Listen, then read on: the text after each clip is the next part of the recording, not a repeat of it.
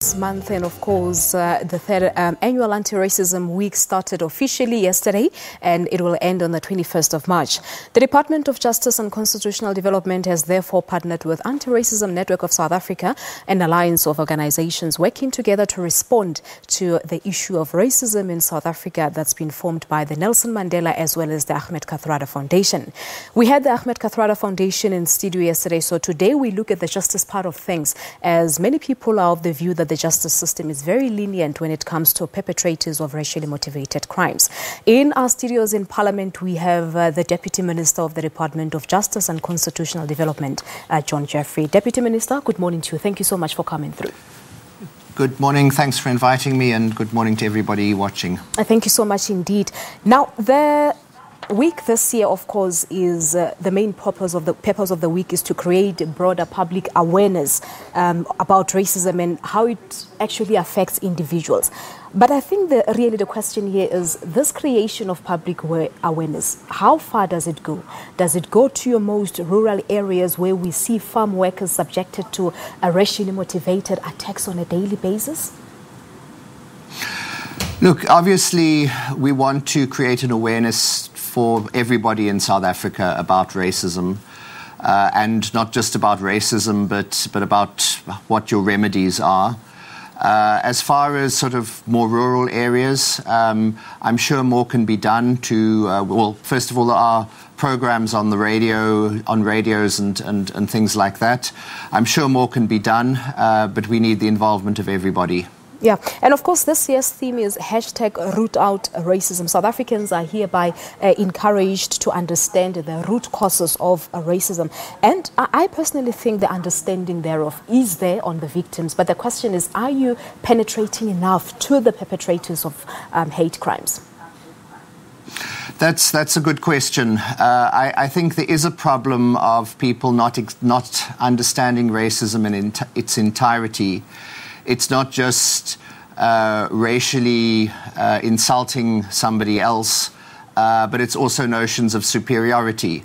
I was looking at my Twitter feed this morning and seeing that somebody was complaining about the fact that they'll attend a meeting and when people speak in an African language, well, this was a white person that was tweeting, when people speak in an African language, there won't be any translation into English. Now, the assumption is that everyone can speak English. English is normal. And the question, obviously, to ask is, well, when this person attends a meeting and when he maybe speaks in English and there are people whose home languages are other languages other than English, is the translation for them? But so it's this issue of seeing whiteness as the norm, which people also need to get their heads around, white people in particular. Yeah.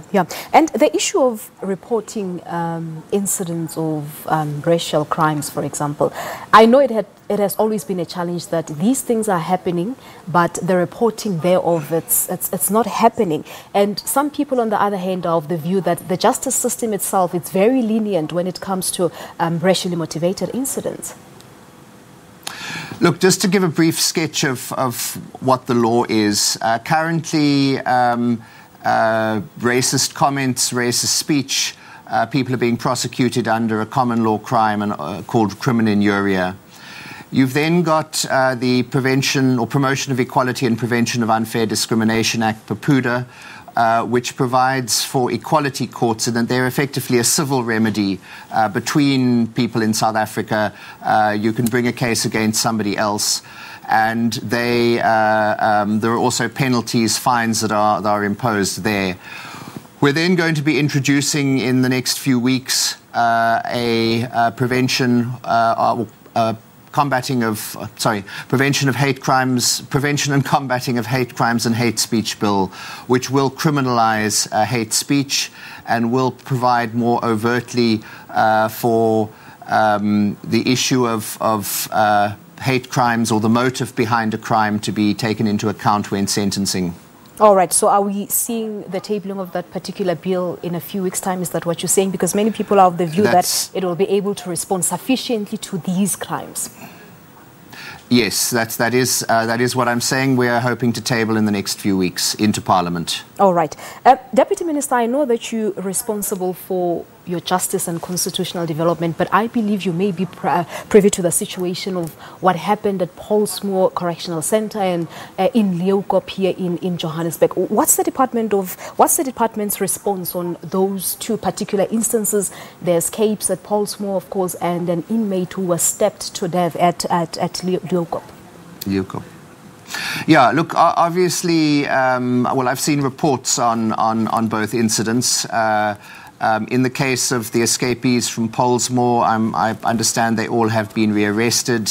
There were issues relating to security, that the fencing wasn't sufficient, that they broke through that, so those are being corrected.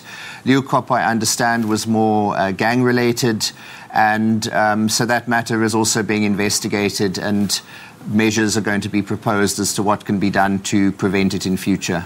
Yeah, we had the Department of Correctional Services in Gauteng in studio here earlier with POPCRU as well, and POPCRU pointing out at the issue of drugs trading that's happening within correctional services, of course, and the issue of insufficient or shortage of staff. Yeah, there is a general problem of overcrowding in our prisons, which the department is trying to address to ensure that people who don't need to be in a correctional centre are released. Yeah. All right. Now, back to the Racism Week, Deputy Minister. How can South Africans play their part? What's your message as the Department of Correctional Services? Department of Justice. Of Justice and Constitutional Development. I beg your pardon. Look, I think it's a question of awareness of racism. And looking at that, as I said, it's not just saying something discriminatory against somebody else, but understanding why we have racism in South Africa, understanding our history, accepting that there isn't sort of one norm. The slogan on our coat of arms is diverse people unite. We are a diverse people coming from many different places with many different cultures. No one culture, no one group is superior to the other. It's an issue of understanding that. It's an issue of also then because racism is so much linked to inequality and its historical inequality, looking at what can be done to correct that. So there's a whole range. I think the key issue is really to promote debates and to have discussions around it and to discuss what can be done in a specific area. So you raised, for example, the issue of the treatment of farm workers, which is to some extent economic, but also because of their race. What can be done to assist those people? Yeah, and we also had the Ahmed Kathrada Foundation in studio yesterday, of course, talking to us about the app that they have now where incidents of racism can be reported. So it looks like you also have parties that are willing to come on board and see how this case can be fought. Yes, I think it needs the involvement of everybody in society, but it means that we've got to challenge ourselves, we've got to challenge each other. All right, Deputy Minister, we'll leave it at that. Thank you so much for coming through. Thanks for having me. Thank you so much indeed to Deputy Minister for the Department of Justice and Constitutional Development, John Jeffery, talking to us about Anti-Racism Week. As I said officially that it started yesterday and it will end on the 21st of this month.